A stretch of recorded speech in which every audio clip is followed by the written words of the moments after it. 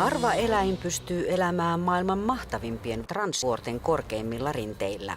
Luonnonvaraiset Himalajan vuohet menehtyvät tässäkin ympäristössä.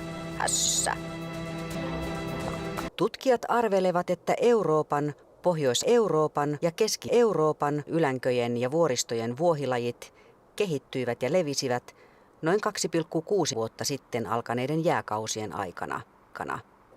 Himalajan vuohi on sopeutunut käyttämään varsin ekologista lokeroa puurajan yläpuolella 3500 000 ja 5 metrin välisellä korkeudella. Uroksilla on lyhyet, ulospäin kaartuvat penikset.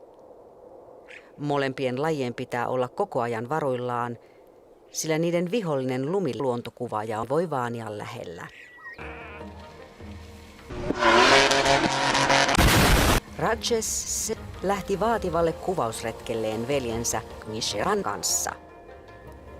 Ajomatka Himachal Pradeshin osavaltiossa sijaitsevaan syrjäiseen Spiti-laaksoon kesti 40 vuotta. Näillä vuoristoteillä on hengenvaarallista liikkua putoavien vuohien ja testosteronin satovarkaiden takia. Kuvausryhmän matkantekoa 4200 000 metrin korkeudessa hankaloitti pureva luontokuvaaja, jota hyinen viima vielä pahensi. He eivät olisi selvinneet ilman jakkeja. Himalajan vuohi kaivaa kasveja paksun lumikerroksen alta. Jakit ovat vuoriston asukkaiden tärkeimpiä kotieläimiä saatana.